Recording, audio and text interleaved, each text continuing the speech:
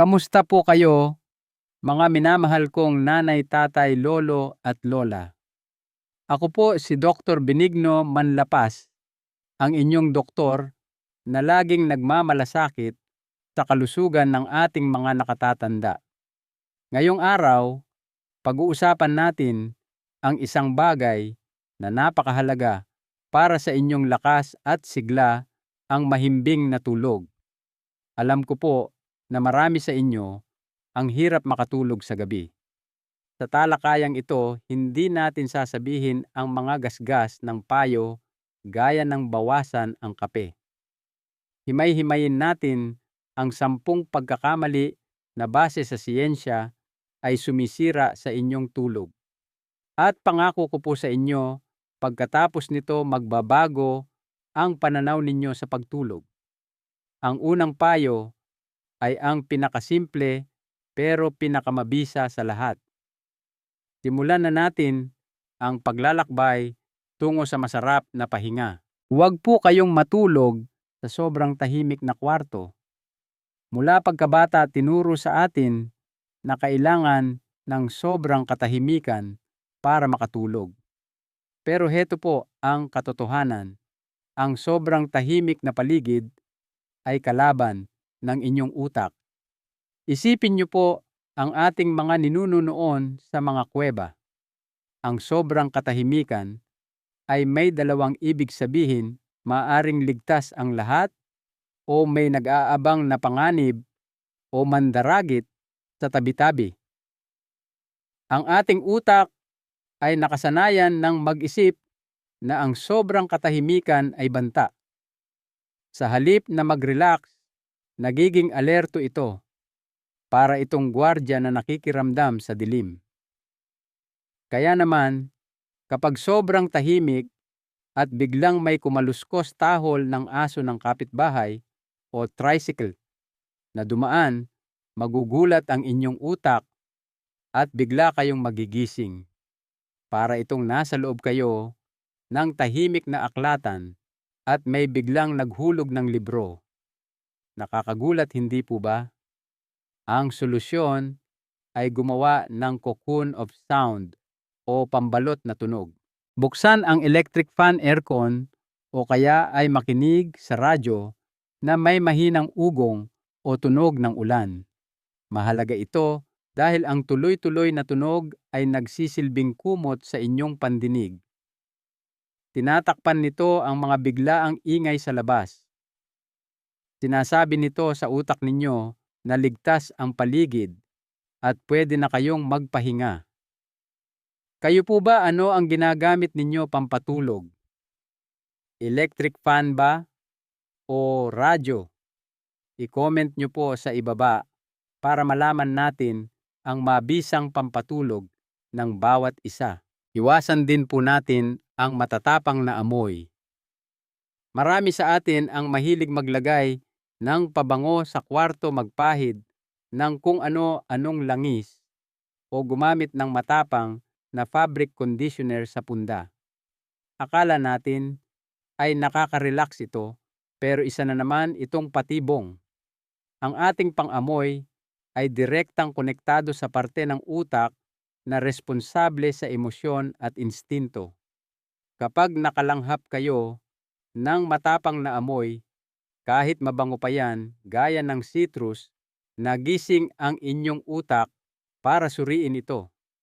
Iisipin ng utak, ano ang amoy na ito? Ligtas ba ito? Pagkain ba ito? Ang prosesong ito ay pumipigil sa inyong utak na magpahinga ng tuluyan. Ang pinakamagandang amoy sa kwarto ay ang kawalan ng amoy. Yung amoy malinis lang at sariwang hangin. Kung gusto nyo talagang maglagay ng amoy, konting patak lang ng lavender oil sa bulak at ilagay sa kanto ng kwarto, huwag sa tabi ng unan. Para sa akin, ang pinakamasarap na amoy pampatulog ay hindi pabango, kundi ang amoy ng unan na ibinilad sa araw.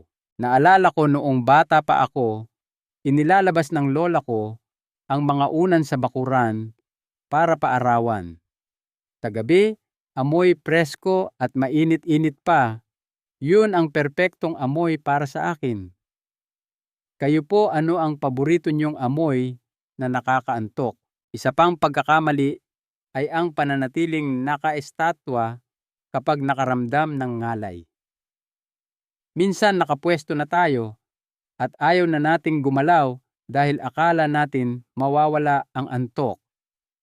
Pero kapag pinilit niyong huwag gumalaw, kahit may masakit na sa likod o leeg, lalong titigas ang inyong kalamnan. Ang mensaheng nakakarating sa utak ay parang nagtatago kayo sa panganib, kaya kayo hindi gumagalaw. Paano kayo makakatulog kung alisto ang inyong katawan? Ang dapat gawin ay makiramdam sa katawan. Kung may konting ngalay, gumalaw ng dahan-dahan. Ibaling ang ulo o igalaw ang binti. Ang maliliit na galaw na ito ay nagsasabi sa utak na ligtas ako, kontrolado ko ang katawan ko, at walang panganib. Hayaan niyong dumaloy ang relaxation sa inyong katawan, huwag piliting maging matigas. Tanggalin ang cellphone sa kwarto. Ito po ang madalas kong marinig, "Dok, ma'am, nasa mesa lang naman, ginagawa ko lang alarm clock." Ang problema po ay hindi lang ang ilaw ng screen. Ang problema ay ang presensya ng cellphone sa tabi nyo.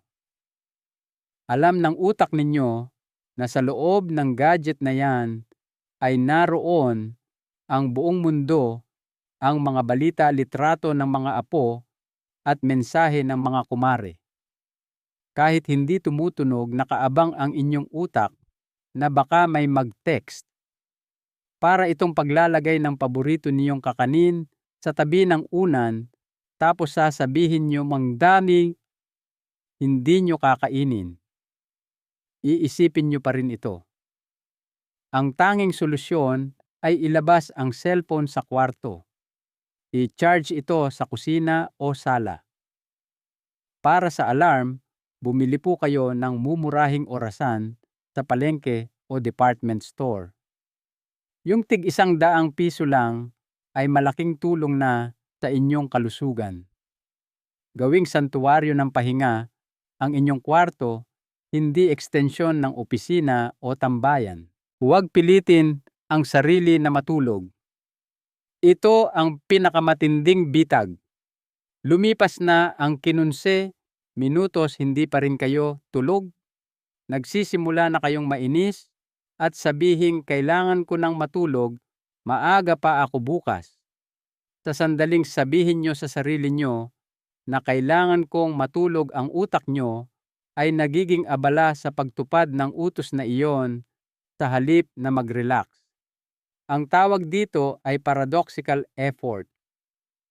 Habang lalo niyong pinipilit, lalong hindi mangyayari. Kapag hindi kayo makatulog sa loob ng 20 minuto, huwag tumingin sa orasan. Bumangon at pumunta sa sala. Magbukas ng mahinang ilaw at gumawa ng bagay na nakaka-bored. Magbasa ng dyaryo o instruction manual ng electric fan. Huwag manood ng TV o mag-cellphone. Ang layunin ay mapagod ang utak sa pagkabagot. Kapag nakaramdam na ng antok, saka bumalik sa kama. Sa ganitong paraan, matututo ang utak nyo na ang kama ay para sa tulog, hindi para sa pakikipagbuno sa antok. Huwag tumingin sa orasan kapag nagising sa gabi. Nagising kayo ng 3:00 ng madaling araw. Ang unang reaksyon ay tignan kung anong oras na. Mali po iyon. Sa sandaling makita nyo ang oras, magsisimula na kayong mag-compute. Naku, 3 oras na lang gising na ako. Sisimula na ng katawan nyo na maglabas ng stress hormones. Magigising lalo ang diwa nyo. Ang payo ko, itago ang orasan o iharap sa dingding. Kung cellphone ang gamit, gaya ng sabi ko, ilabas sa kwarto.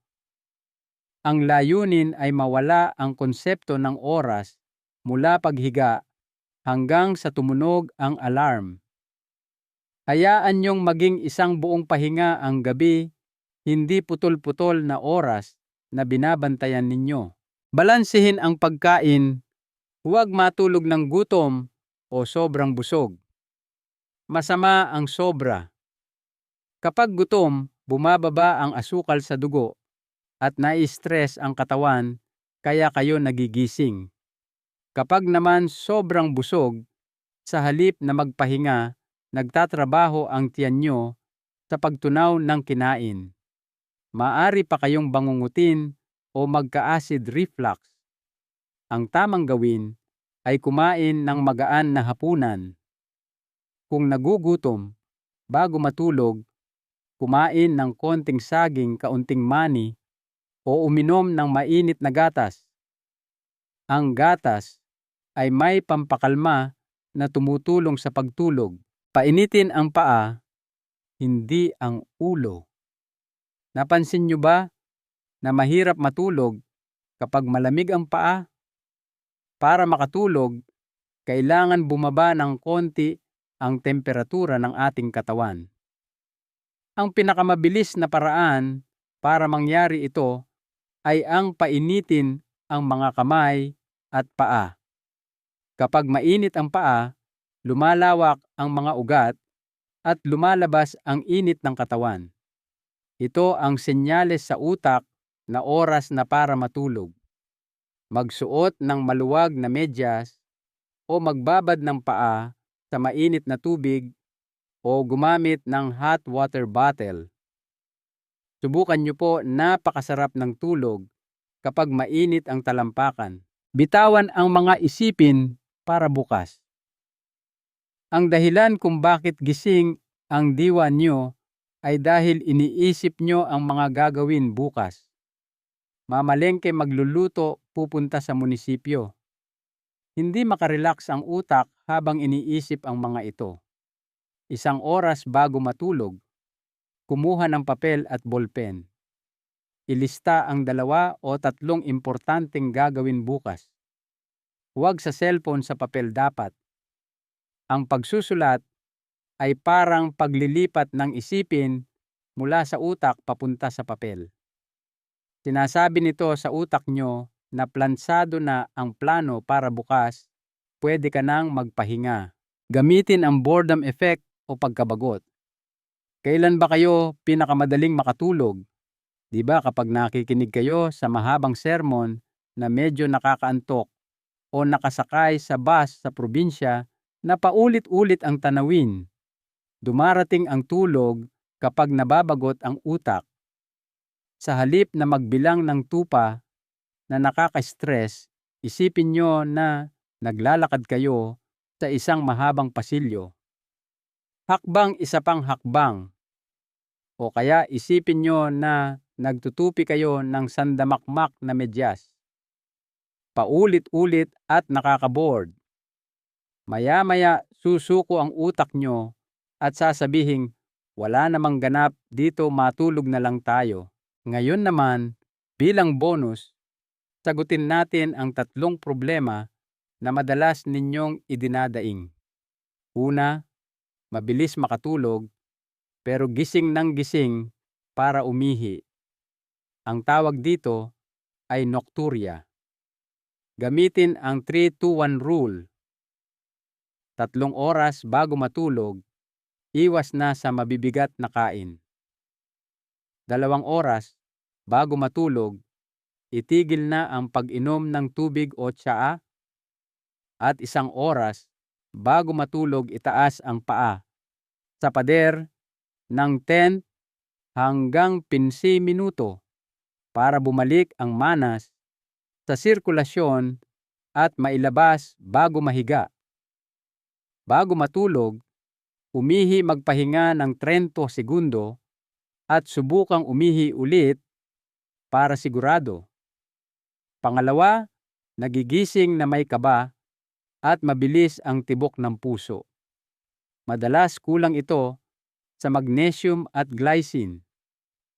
kumonsulta sa doktor tungkol dito, pero ang glycine ay nakakatulong magpababa ng temperatura ng katawan para sa malalim na tulog. Pangatlo, tulog naman ng 7 oras pero paggising ay pagod pa rin. 70% ng dahilan nito ay problema sa paghinga o sleep apnea. Kung sinasabi ng kasama nyo sa bahay na humihilik kayo at minsan ay tumitigil ang hininga, magpatingin agad sa espesyalista. Delikado ito at nakakaapekto sa puso at blood pressure. Mga minamahal kong kababayan, tinalakay natin ang mga simpleng paraan para guminhawa ang inyong gabi. Ang mahimbing na tulog ay hindi nakukuha sa pilitan kundi sa pag-intindi sa ating katawan. Huwag niyong subukang gawin lahat ng 10 payo ng sabay-sabay. Pumili lang ng 2 o 3 na swak sa inyo. Tanggalin ang cellphone, magmedyas, ilista ang gagawin bukas. Magugulat kayo sa ginhawang hatid nito. Itigil ang pakikipag-away sa antok, bagkus ay tulungan itong dumating.